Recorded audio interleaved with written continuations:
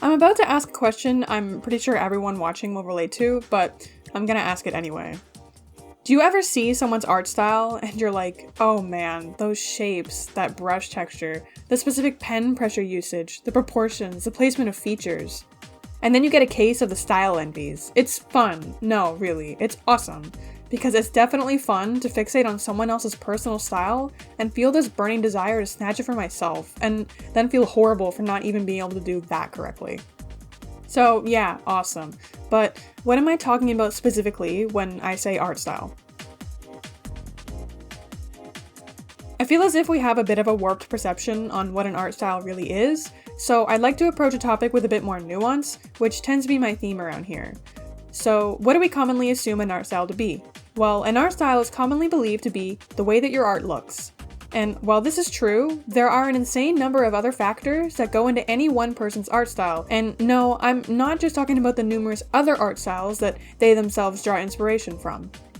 So, for example, how do you hold your pen? What kind of drawing setup is comfortable for you? What forms appear correct and or appealing to you? It's not always what do you see, what do you draw, it's also how you see and how you draw. These are some of the many factors that heavily affect the way that any one art style develops and is maintained, but are often left out of the conversation entirely. I think we kind of gloss over the mechanical process of genuinely drawing when discussing how our work looks as a final product. As I mentioned in my dedicated versus passive practice video, there are so much more inputs to our artistic outputs than we think. When discussing art style, we focus heavily on picking inspirations. These of course affect our desired styles heavily, but there's a lot more noise in between our inspirations and the final shape of the style than initially thought.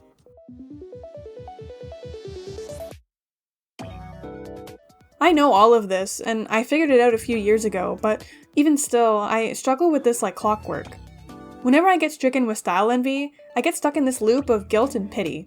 I feel ashamed for wanting to emulate someone's work so heavily, yet it's like an itch I have to scratch. I have to draw like them, I have to solve this, even just to level up my own work, or prove to myself that I'm good at what I do.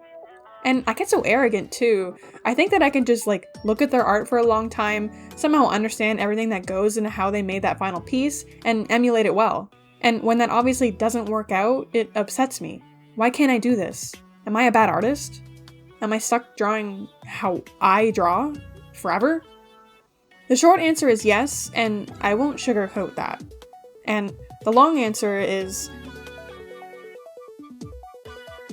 A little while ago, I saw this post that talked about how we inherently view our own work as inferior because we made it. And it stuck with me since, very deeply. My style isn't good because it's mine. It draws primarily from my own taste and isn't particularly derivative of anyone else in any meaningful capacity. I have inspirations, of course, but not enough to save me. Because if my art looked more like someone else's, it solved my fundamental problem of being something that looks like it was made by me. So how do we reckon this? How do I accept my art's place in the world? I've done this a few times over the years, multiple times, like some sort of weird recertification. And every time, it always, every damn time, comes down to conceptually and genuinely understanding that the only person meant to draw like me is me. Because everybody else is already doing their own thing, and they're really, really good at it. So the next logical question that follows is, what if I got really, really good at my thing? To be blunt with you, I truly don't know. This isn't the type of answer I'm gonna get in a few hours, a few days, a few weeks, but the really fun part about it is that every day, every session, I get just a bit closer to finding out. And I'm excited, and I want to be there when it happens. Honestly, while writing this script, I think I realized why I always come to this conclusion, and why I continuously get style envy like a yearly cold. I'm seeing artists who are answering that question at this very moment, and I want that for myself too. They've got everything figured out, or at least it looks like it, and they're working within their strengths and improving them every day. And I wish I was further along, so I want to steal all their progress for myself.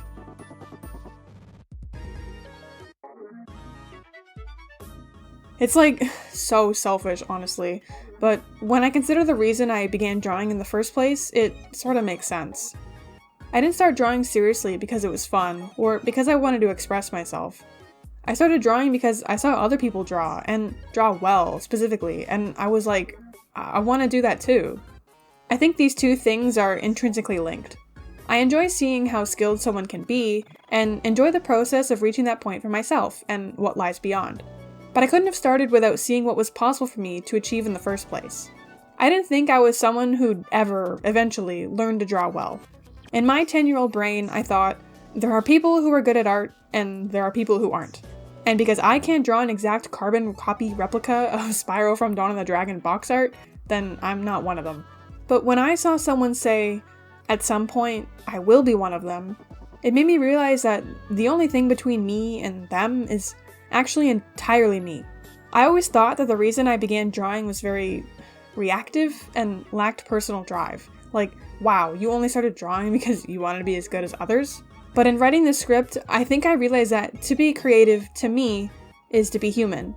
So when I saw others doing it, I wish to be human too. And in drawing, I'm proving my humanity. When I go through these envy cycles, I begin to chastise myself for my appalling inability to create lines and shapes like the ones drawn by whichever artist that I've set my eyes on. But one day I thought about it a bit, and I remembered how my friends held their pencils in art class, and I thought, either I'd have to become a printer, or I'd have to admit that I hold my pen in my special little way, as does everyone else that I look up to. And then times that by like 1,000, because the weird way that I hold a pencil is just the beginning of differences between me and my inspirations, and most importantly, what creates my distinct identity compared to everybody else.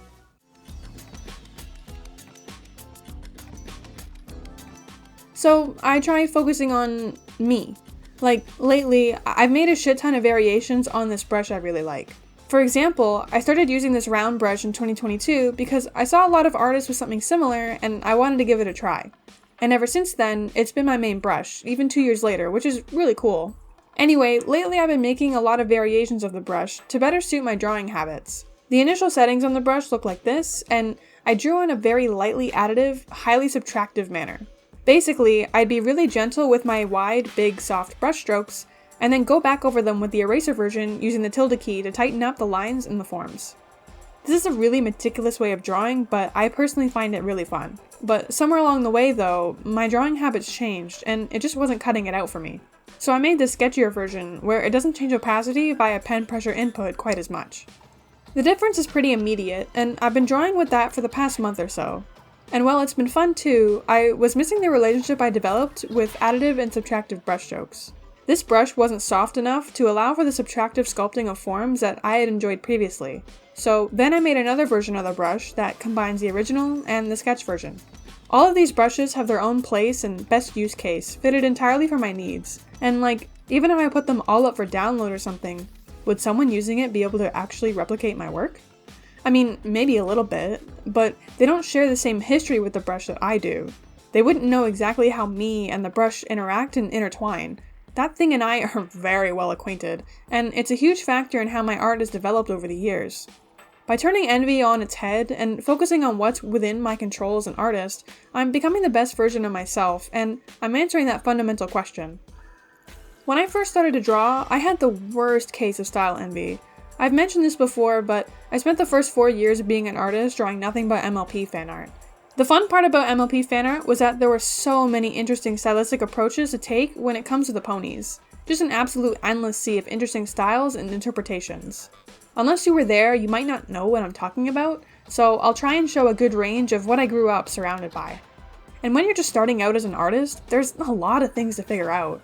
Not only do you have to figure out things like shapes, flow, proportion, anatomy, etc., but you're also finding your own voice, your preferences, your methods, that ultimately form the final product as tainted by no one else but you. But it's pretty easy to just grab someone else's voice, isn't it? Maybe I'm just telling on myself here, but every few months I drastically switch up my art style, heavily inspired by whatever random artist I had fixated on. I guess if I think about it hard enough, I was trying to learn by osmosis. It took the weight off of looking at my own grotesque work, and allowed me to learn to walk by, how else do I say this, putting on someone else's skin. All of this was just a distraction from denying the inevitable, because at some point, the real me was going to come out whether she wanted to or not. And she did, and she's here now. Style envy is just one of the many things I've dealt with over the years during my ongoing tenure of being an artist. And this is without even drawing for a living. I just do this shit for fun now. And drawing is, for lack of a better word, hard. Like, weirdly so. Not only is it a highly technical skill, but to be honest, it's a skill that demands a great amount of mental fortitude to remain sane. This kind of conversation is weird, I'll be the first to admit it. I mean, think about it. If I talked about something like style envy, would anyone else but other artists get it?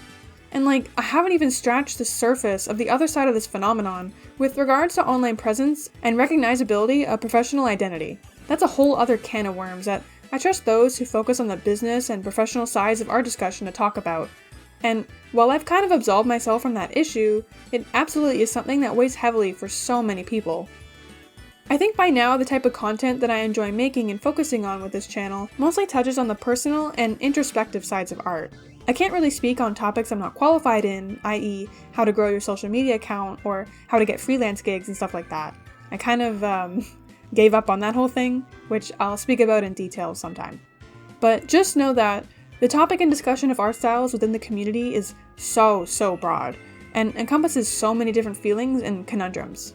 I've only really poked deep into one single thing that personally speaks to me heavily. I could talk about this all day, but I'm supposed to make this understandable and easy to follow, so you get this today. Maybe I'm not the only one with this struggle, or maybe I am, but I'm glad to get it off my chest, I think. Thank you for watching.